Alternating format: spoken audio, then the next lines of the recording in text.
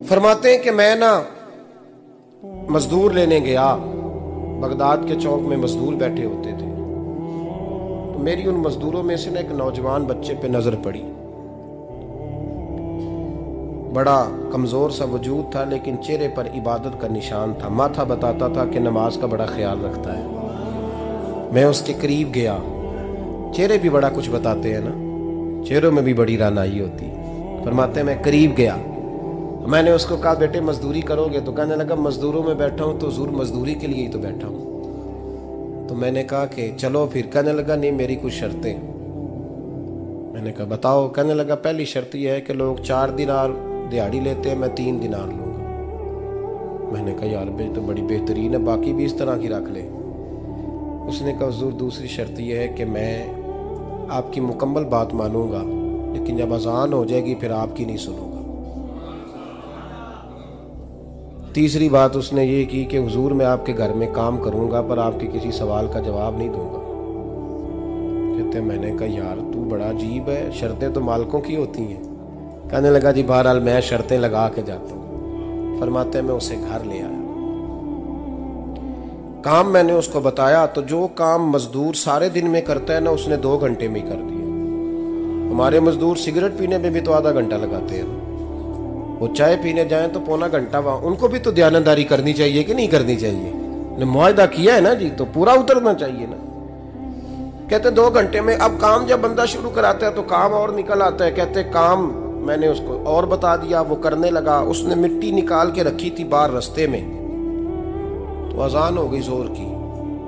उसने वहीं कुदाल छोड़ी कही और चलने लगा। तो मेरा बेटा कहने लगा इसको जरा बराबर कर दो। कहने लगे चुप कर जा, तेरे बाप से बात हुई थी, जब अजान होती है तो मैं किसी और की नहीं सुनता, सिर्फ अल्लाह रसूल की सुनता हूँ। कहते हैं मस्जिद चला गया, नमाज पढ़ के आया तो दोपहर का वक्त था। मेरी बीबी कहने लगी इसको को खाना खा ले। कहते हमने कहा खाना खा लो, तो कहने लगा मैंने रोजा रखा हुआ, रमजान भी नहीं था, नफली रोजा रखा हुआ। फरमाते हैं शाम हुई, मैंने 3 दिनार दिए। तो मैंने कहा तेरा नाम क्या है? कहने लगा मैंने आपसे कहा था मैं किसी सवाल का जवाब नहीं दूंगा। वो चला गया। अगले दिन मैं फिर लेने गया उसे, काम कुछ और निकल आए। तो लोगों ने बताया वो सिर्फ हफ्ते वाले दिन आता है। मैंने कहा क्यों? कहने लगे जी वो कहता है मेरा हफ्ते का खर्चा 3 दिनार है, जब 3 दिनार कमा लेता हूं तो बाकी सारा टाइम अल्लाह रसूल की जिक्र में गुजार दिया करता हूं। फरमाते हैं अजीब। अगले हफ्ते मैं फिर लेने गया, मैंने पूरा हफ्ता इंतजार किया कि काम उसी से कराना है। मैं जब गया तो मैंने कहा चलो। कहने लगा मेरी शर्तें याद है ना? और मैंने कहा याद है भाई, साथ चल। फरमाते हैं काम कराया। 2-3 हफ्ते वो आता रहा। एक हफ्ते में गया तो लोगों ने कहा हुजूर आज नहीं आया। क्यों? कहने लगे बीमार हो गए। कहाँ घर है? कहने लगे बगदाद के कब्रिस्तान के पीछे जो कच्ची आबादी है उसमें रहता है। फरमाते मैं गया, दरवाजे पे दस्तक दी तो कहने लगा हुजूर आप हैं? दरवाजा खुला है, आ जाइए। फरमाते हैं मैं अंदर गया तो मैंने कहा तुम्हें कैसे पता चला मैं आया हूँ? कहने लगा हुजूर अल्लाह वाले हो, आप नहीं आना था, वरना अमीर तो गरीबों का पता लेने कोई नहीं आते। कहते मैं करीब गया तो कहने लगा मैं आपका इंतजार कर रहा था, तेज बुखार है, तप रहा। जेब से कुछ पैसे निकाले, कहने लगा ये पैसे रख लें। एक अंगूठी निकाली, कहने लगा हुजूर आज रात को मेरा इंतकाल हो जाएगा, इन पैसों का कफन खरीद के सुबह जनाजा पढ़ के मुझे दफन कर देना, और जब दफन करो तो ये अंगूठी लेके असर के बाद हारून रशीद के पास जाना। आप उसे कहना मैंने मिलना है, पर वो आपको टाइम नहीं देगा। आप उसको आवाज दीजिएगा कि तेरी एक अमानत है मेरे पास। फिर वो आपसे मिलेगा तो अंगूठी दे दे, फिर आप मेरी तरफ से फारिग हैं। हजरत फरमाने लगे तेरा नाम? और कहने लगा हुजूर वक्त थोड़ा है,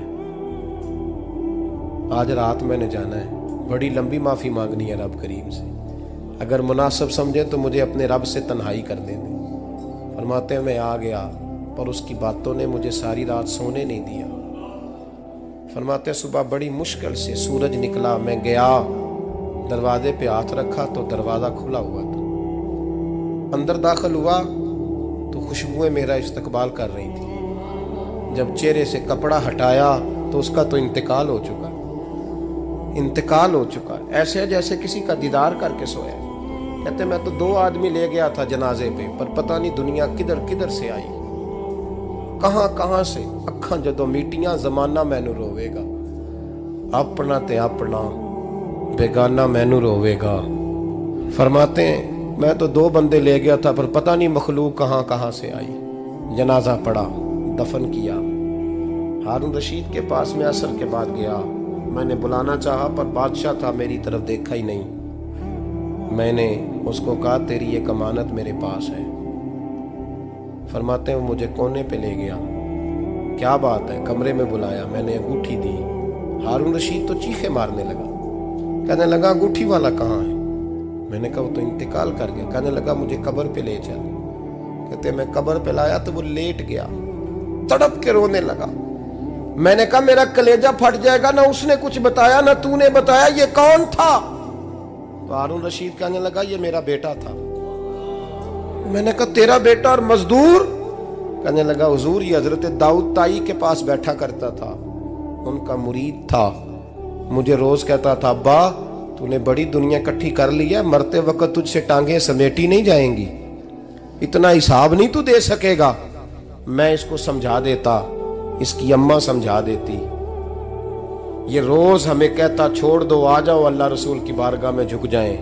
हम समझ। एक दिन ये चला गया, कहने लगा फिर तुम्हारा रास्ता और है और मेरा रास्ता और है। ये सोने की अंगूठी गलती से इसके पास रह गई, गलती से हीरे की अंगूठी चली गई।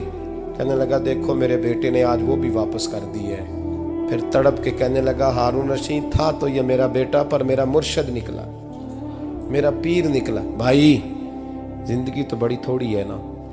बाबा साहब ने कहा था उठ फरीदा सुत्या, और दाढ़ी आ गया पूर, अग्गा नेड़े आ गया, पिछा रह गया दूर। उठ फरीदा सुत्या खलकत वेखन जा, मते कोई मिल जाई बख्शिया ते तू ही बख्शिया जा। उठ फरीदा सुत्या झाड़ू दे मसीत, तू सुते रब जागदा, तेरी डाडे नाल परीत। मेरा रब हमें भी अपनी बारगाह में कबूल